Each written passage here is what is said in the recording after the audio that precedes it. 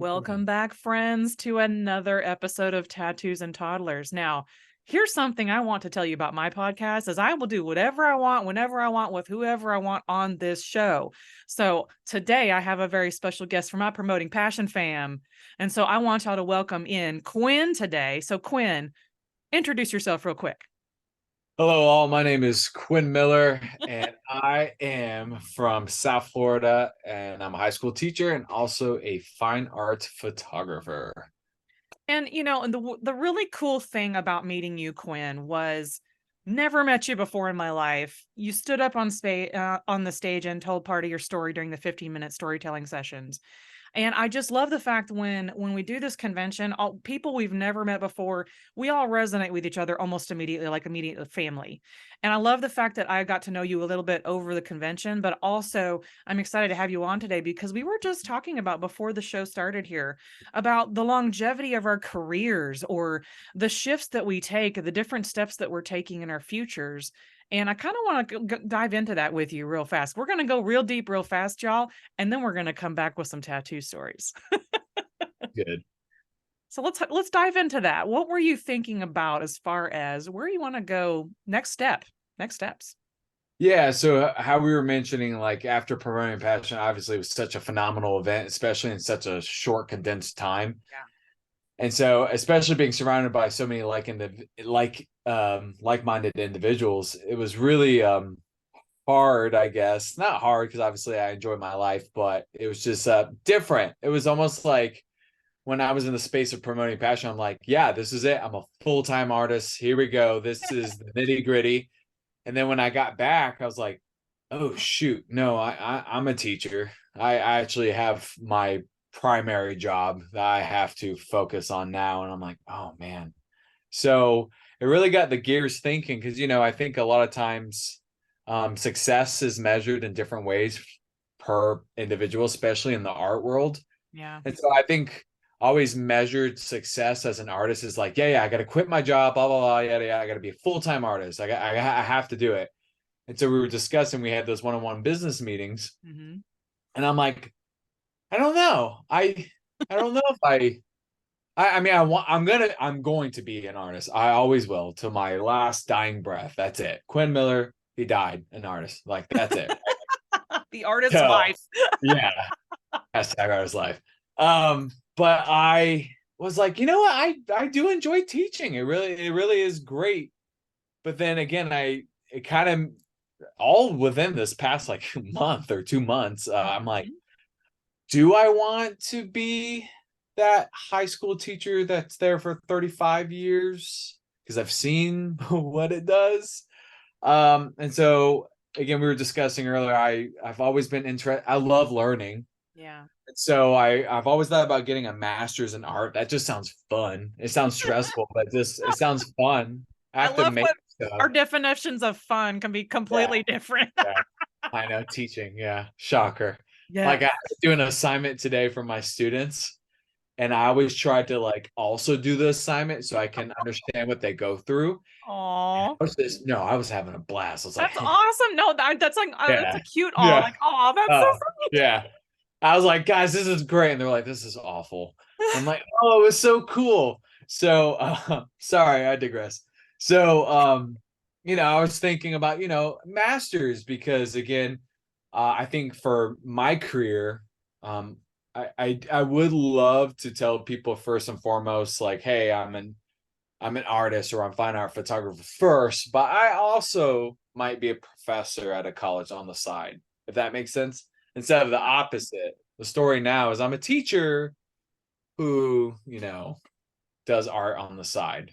And so I think a hard part for me, which is I'm curious about your input, is over the summer, that was my test to really just go gung-ho into the arts. And I did a lot, but I was all here by myself pretty much every day. So I miss that human interaction that I get from being a teacher.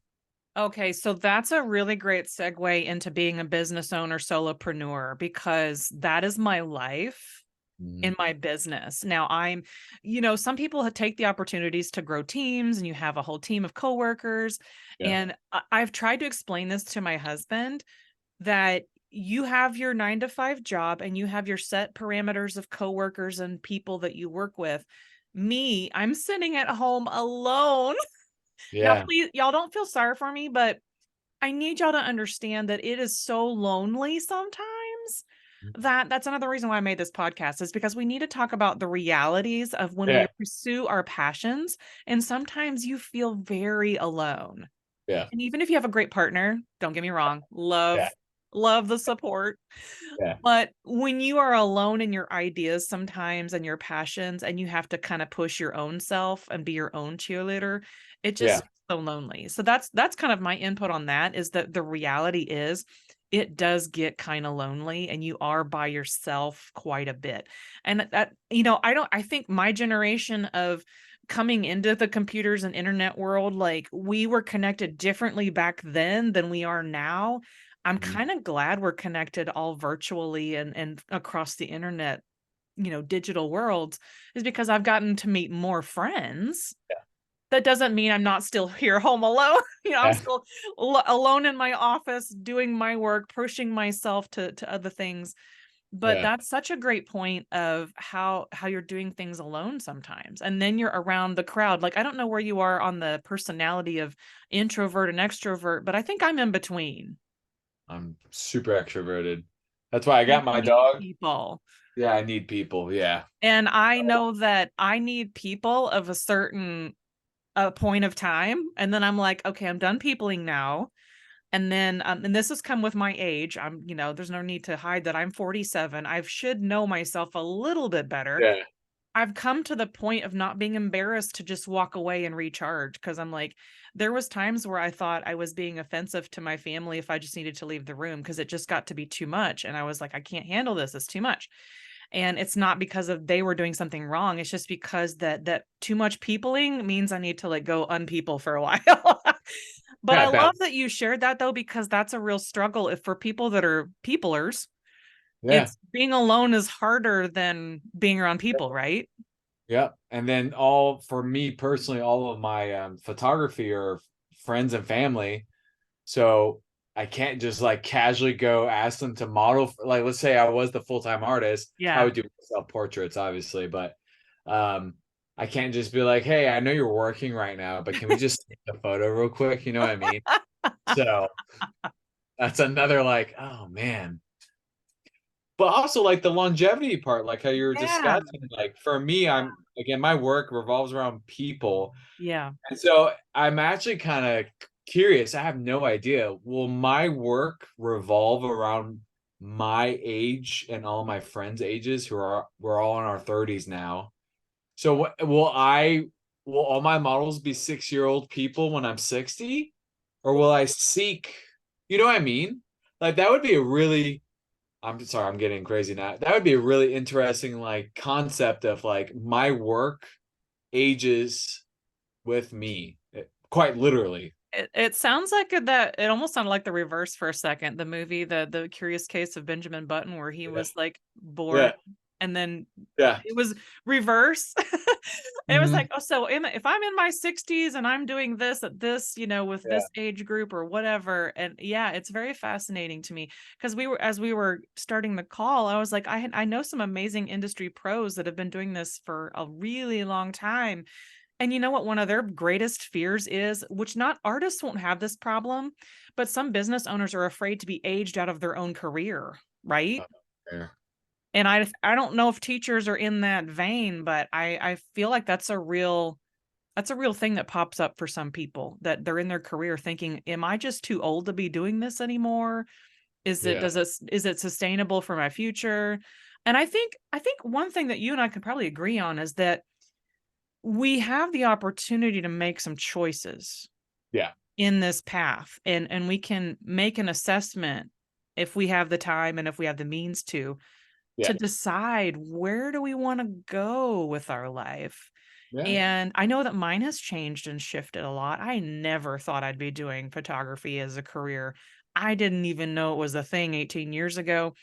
I didn't know that people were already doing film for that long. Like there's things I did not know about Yeah. photography, Yeah. but art in itself is timeless. You never get tired of doing art ever. Yeah. I Like, agree. yeah, I feel like that's the kind of stuff, if you want to call it a label, that's the kind of stuff we can do till the day we die, Mhm. honestly. But as a career, that's a Yeah. different headspace. But art itself, we can do till the day we're tired of doing it. Correct. Which probably will be never, because I always say that we creatives, we have the disease of creativity. It plagues us, but I enjoy it. I have to do it. You know what I mean? I'm sure you have to do it too, and you enjoy doing it. Although certain times things don't go the way that we want them I'm to. But still working on my dark image. oh yeah, I dude, I still got started like it. 3. Yeah. I I'm started still, it and then I completely, when you fail something in the levels or yeah. the layer process and you Yeah. can't go back and just redo it in 5 minutes, that's where I'm at right now. So I have to go back and do it again. But just so everybody knows, like when we get together as a creative family and we have these ideas and we throw stuff together, not everything is an instant result, and I'm always been instant result. Shoot for 3 hours and have something in 5 minutes, where a lot of people work the opposite, where they shoot for 5 minutes and they're in Photoshop for 3.5 hours, and I'm like, I'm in between those worlds some days. But yeah, it's like one of those things where depending on the art that we're creating, it could be quick, it could be slow, it could be, out of time, in and out of time, which is great though, because exploring the idea is what fuels me anyway. Like it doesn't have a timeline, in my opinion, for myself.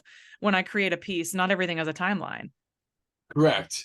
I think that's a lot of times difficult, I feel like, for artists when you have those self-imposed deadlines, Yeah. because you really can take your time. But then also like the opposite, I think I've done a good job. I took a step back earlier this year where I was like, I have to post every 2 seconds because of the Mm, algorithm for social yeah. media. Hmm. And I'm really enjoying, even though it's still in the back of my head, I'm like, oh God. I'm enjoying that I'm having that control where I'm like, no, Quinn, chill out. You don't post it tomorrow, big whoop. Take another day to look at it and relax and actually analyze and make sure that you're done. Because as all artists, as we know, it's like, how do you know when you're done? You know?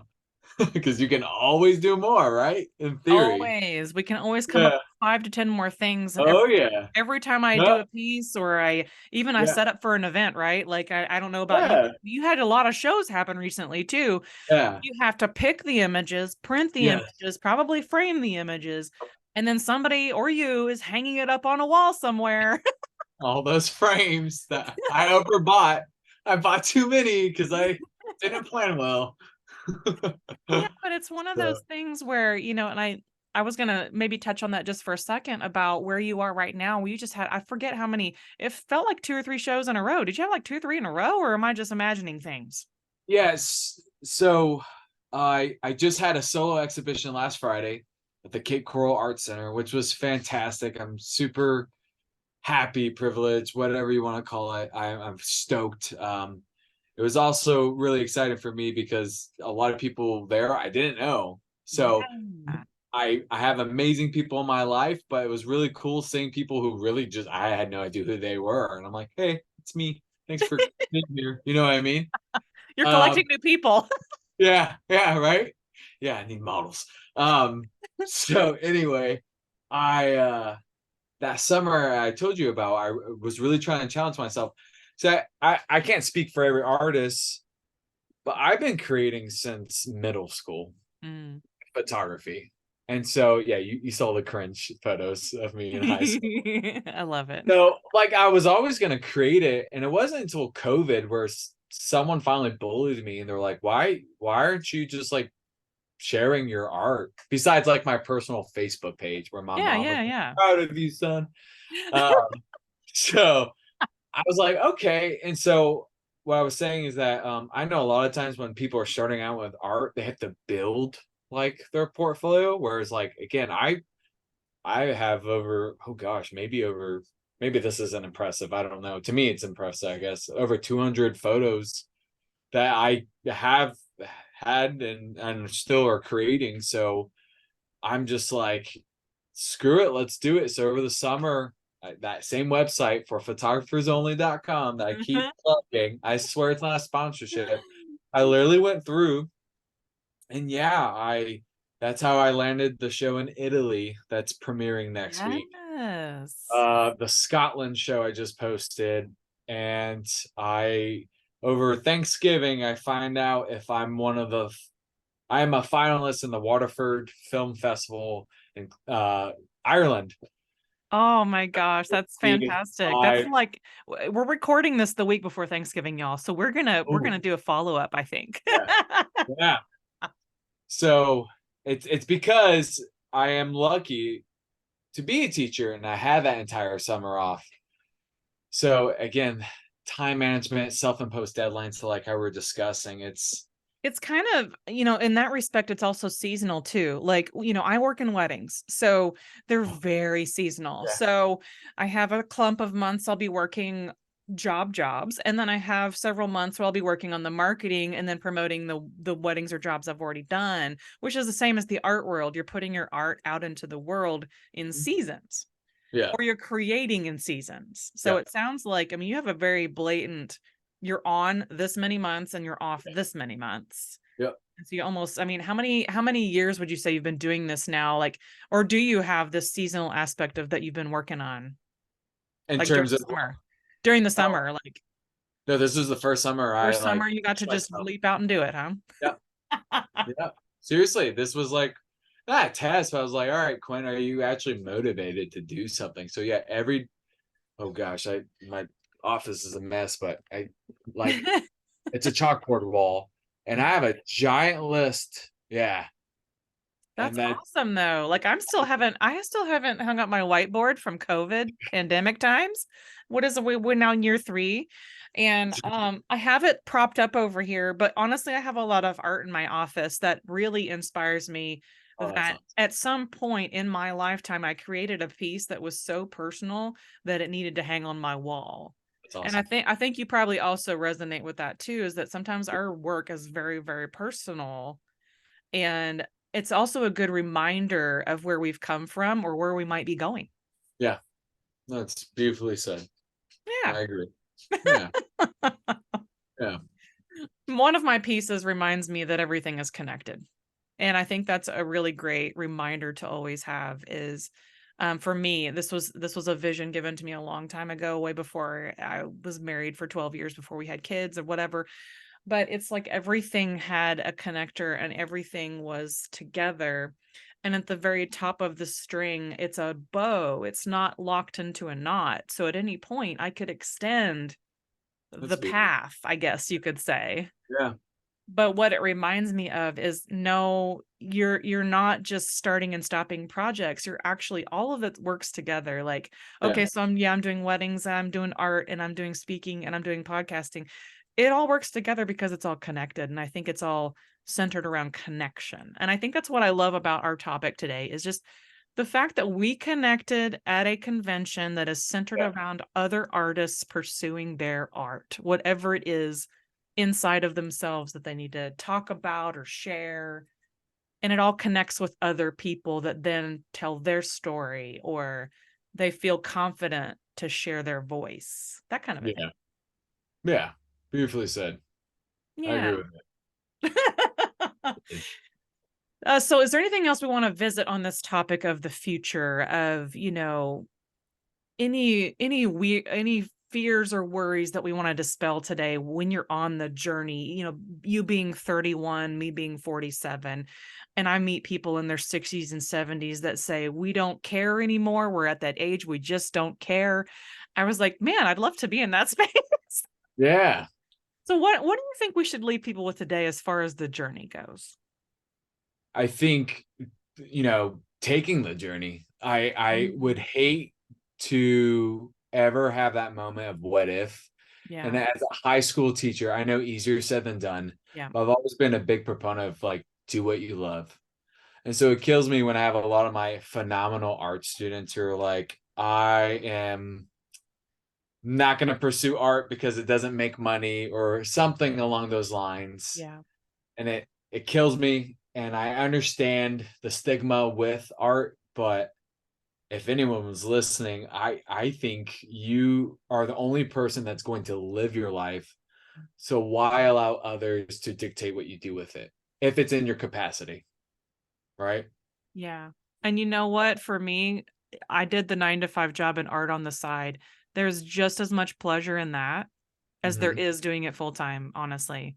I Yeah. actually found it even more rewarding because I had so much pressure to get this done between this amount of time, Yeah. and then I could go play on the weekends or whatever.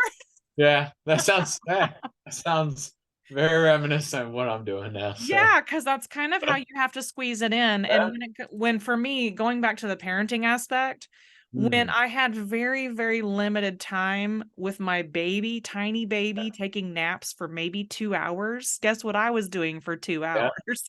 Oh yeah. Trying to find my sense of creativity and hold on to any ideas I still had. Because I think a lot of us, creativity is really, it's etched into our identity.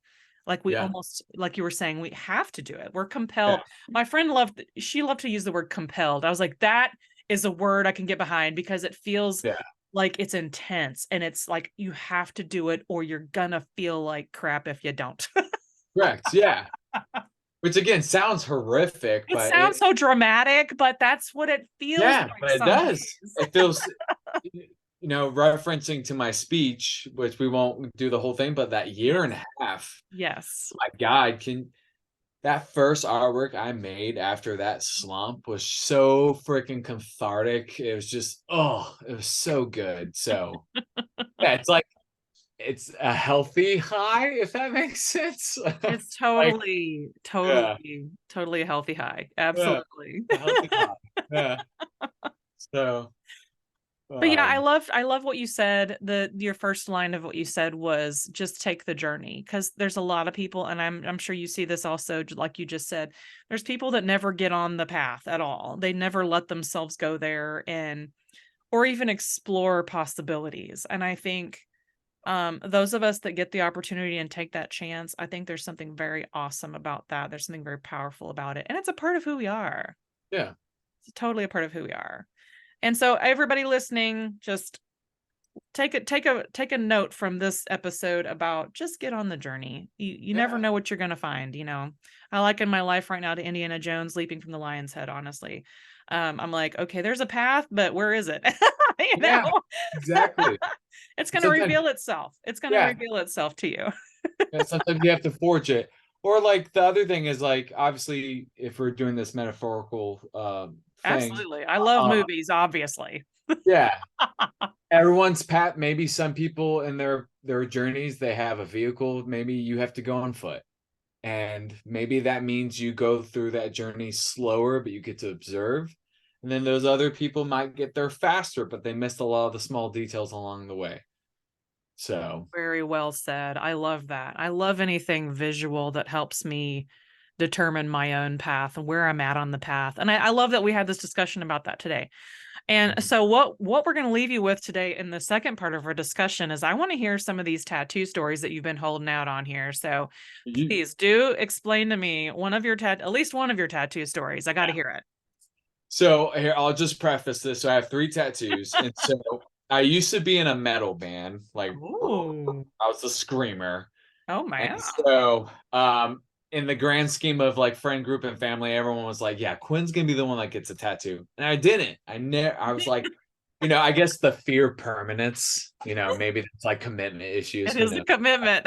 Yeah, but I really was just like, "Oh my gosh, I changed my mind." Blah blah blah. Fast forward, I uh, a lot of my grandparents either died early or died before I was born, Yeah. and so I remember 2016, I was in my sixth period class teaching photography, and I got a call from my mom. I'm like, that's weird. She doesn't call me at work.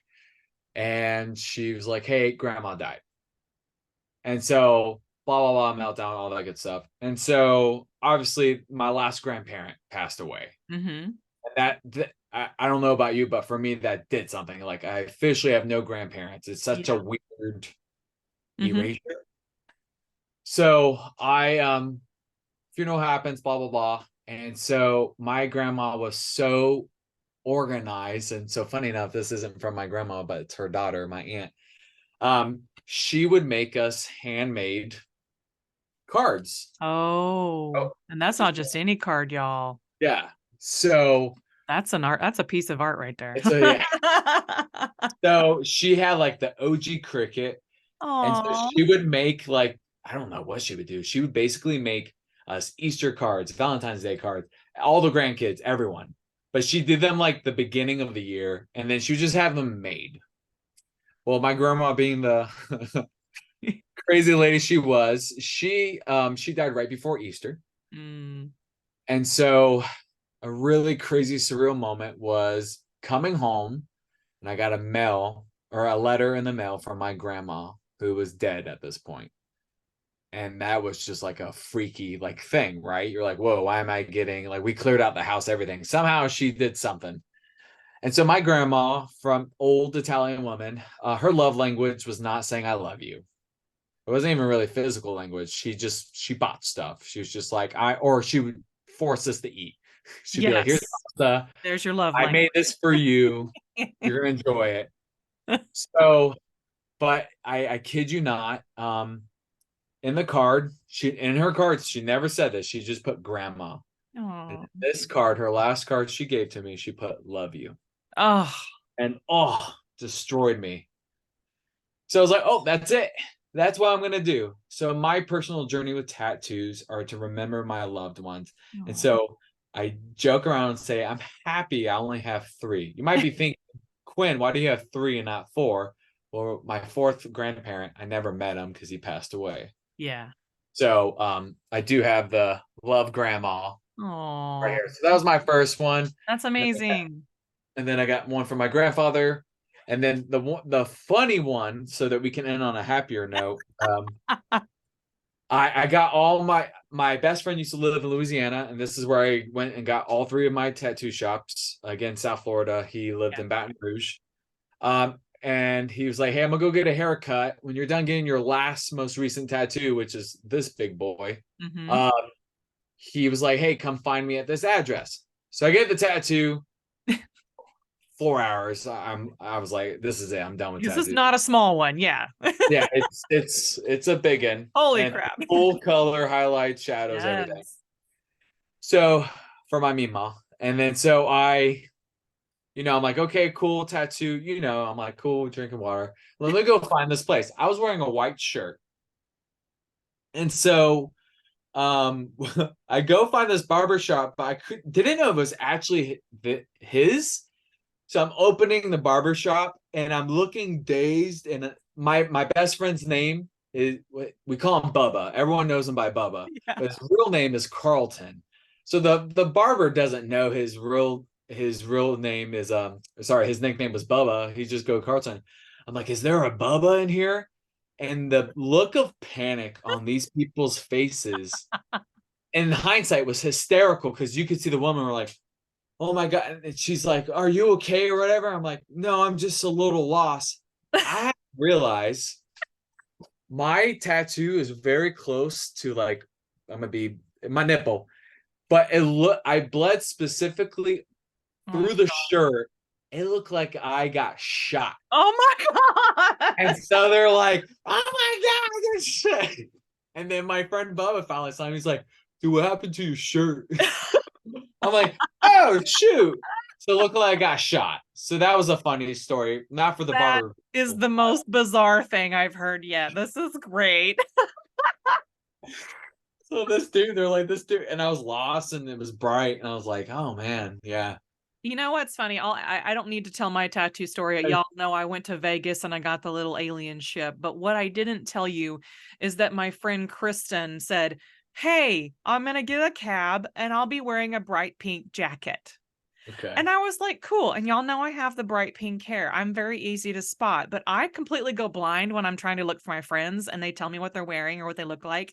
I have no idea. I've never met Kristen in person. I've only seen her tiny little avatar on Clubhouse. I had no idea who I was meeting. So Yeah. this lady rolls up in a cab in a pink jacket, walks right past me, and I was like, Kristen? Kristen? It wasn't her. Okay. Oh no. 3 seconds later, I don't exaggerate. It was literally like a minute to 2 minutes later. Another cab rolls up.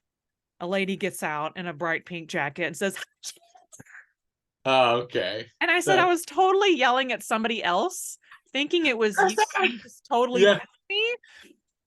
But the joke was is that this convention last week had so many hot pink jackets that I had to make a reel about it because it was Yeah. fantastic. I said, "What Yeah. point of view? You're trying to find your friend at the convention, and she told you she's wearing a pink jacket." That's great. It was like And it 30 looked pink like it. jackets. Yeah. And that it was last week. It looked Yeah, the one I from went to what was you've been, last but yeah, week. it looks like it was a blast. It So was again, a lot of people, probably 5 to 6,000 people at this convention. woo, Lots of wedding pros, wow. amazing people, lots of classes to run in and out of. But the Sure. fact that me and Kristen decided 2 hours before the convention started to just run off and get these little tattoos, it was That's probably the best memory I've had in a really long time in regards to tattoos. that's The awesome. quickest and easiest tattoo I've ever had done in my life. It was awesome. Yeah. Well, y'all, we're coming to the end of this episode. And Quinn, thank you so much for giving me some time and space with you today. I'm so excited to see more about your art. I may have to have you on again at some point in the future to kind of catch up with you on what's going on Yeah. with your life and maybe dive into maybe, hey, what do you know? Maybe you get another tattoo in the future. I don't know. Yeah. Yeah, we'll see. Again, I don't. That's what the joke is, that someone has to die for me to get a tattoo. As of right now, that's just what I've been doing. But I love that because so many of my tattoos are so hidden, and the yeah, fact that I have to like, obviously wear short sleeve shirts for people to see my tattoos. But the fact that you have this perfect blend of most of them are hidden until you want to reveal them, I think is yeah. fantastic. So anyway, y'all have a wonderful day today, and I will see you on the next episode of Tattoos and Toddlers. Thanks, Jen.